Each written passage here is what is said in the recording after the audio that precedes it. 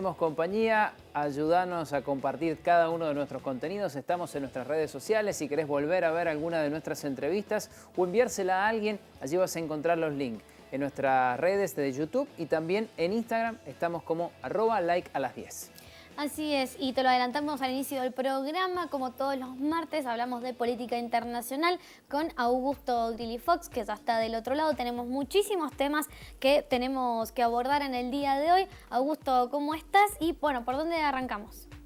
Muy buenos días. Bueno, muchísimas gracias por el contacto primero, y en relación a lo que representa este conflicto entre Rusia y Ucrania, vemos que esta medida determinante que ha tomado Rusia en relación a lo que representa proveer o no a Finlandia en materia de gas, venía haciendo bastante ruido, se venía planteando desde distintas perspectivas como una variable real a partir de la decisión de Rusia en relación al ingreso de Finlandia a la OTAN y estas tramitaciones que se están generando. Esto ya ha sido un avance, ya es algo real, y además también se ha planteado el corte de suministro eléctrico, a lo que las autoridades de Finlandia han tratado de bajarle el tono, podríamos decir. Han tratado de hacer eco en las relaciones con Inglaterra y han tratado de manifestar que no van a haber ningún tipo de inconvenientes en relación a lo que va a ser esta temporada principalmente. De hecho, en esto se plantea la discusión en que el mediano plazo no sería un gran inconveniente,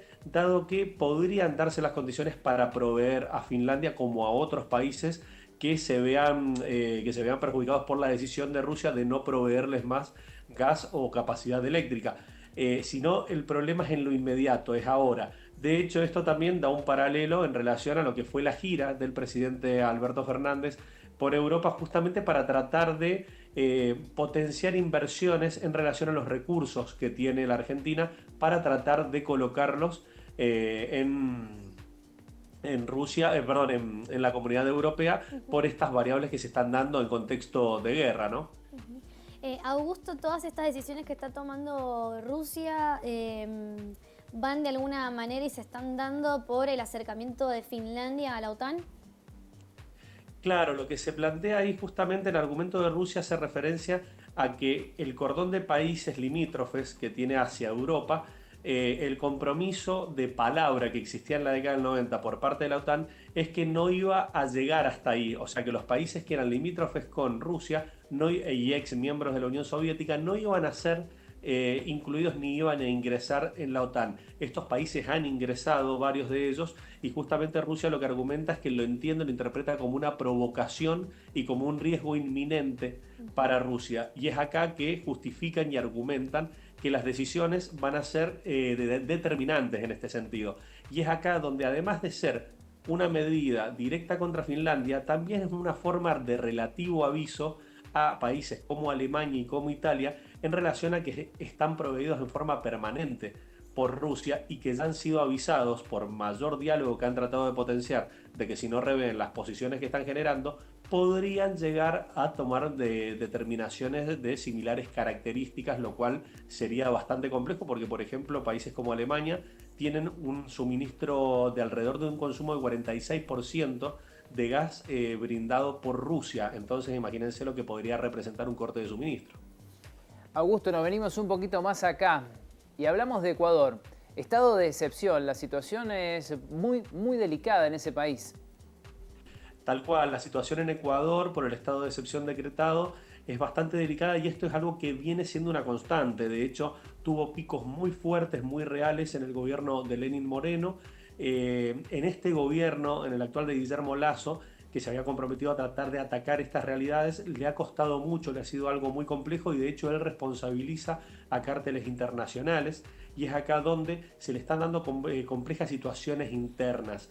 Hay que ver cuáles son las herramientas utilizadas en el corto plazo, dado que ya hay organismos internacionales que están pidiendo una acción un poco más concreta, más real, en el sentido de que se encuentra, podríamos decir, desbordada, desmadrada la situación en materia carcelaria en Ecuador, y sobre todo con estas denuncias cruzadas en el sentido de que existirían algunos intereses exteriores, en el sentido de que representen una presencia concreta de cárteles de narcotráfico. Hay que ver cuáles son las herramientas, los recursos que utilice Guillermo Lasso y cuáles sean los nexos a nivel exterior, si potencia vínculos con Estados Unidos y la DEA, si genera recursos también a nivel regional para poder tratar de apalearlo con gobiernos regionales.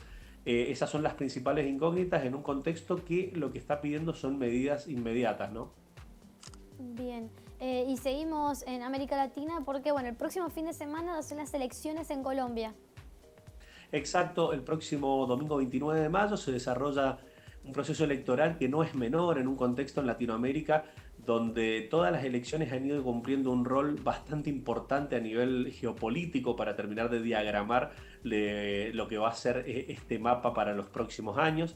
¿Y por qué en Colombia no es menor? Porque es un país que también sale de un estallido social, es nada más ni nada menos que la cuarta economía regional e históricamente, por lo menos en los últimos años, ha tenido una tendencia conservadora, podríamos decir de centro derecha, y hoy por hoy el candidato Gustavo Petro del Pacto Histórico, que se llama esta suerte de coalición de izquierdas que se ha armado, tiene una intención de voto bastante elevada, se habla de entre un 38 y un 40%, y le sigue el principal rival o oponente es el candidato de Medellín, ex alcalde de Medellín, un centroderechista que de hecho está midiendo alrededor de 21 puntos. Fico Gutiérrez, que se espera que haga una performance bastante buena, pero de ahí ya decantan como tercera fuerza el voto en blanco, con alrededor de un 13 puntos de intención de voto.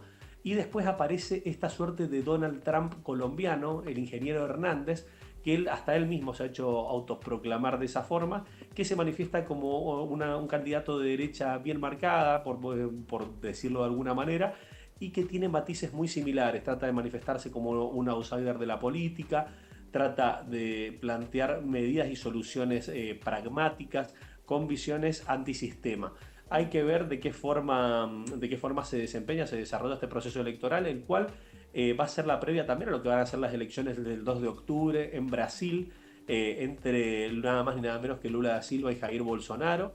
Entonces entendemos de que este proceso electoral también puede terminar redefiniendo una región que, con los procesos electorales de México, con Andrés Manuel López Obrador, el proceso electoral de Pedro Castillo en Perú, el de Bolivia, que llevó también al movimiento al socialismo, a la presidencia de nuevo, y lo que ha sido en Chile con don Gabriel Boric, vemos una tendencia hacia la centroizquierda nuevamente. Hay que ver si esto se reafirma en el proceso electoral de Colombia y además cuál es la previa que da para el proceso electoral que vamos a tener en Brasil. Todo esto a poco más de un año y medio de las elecciones en la Argentina.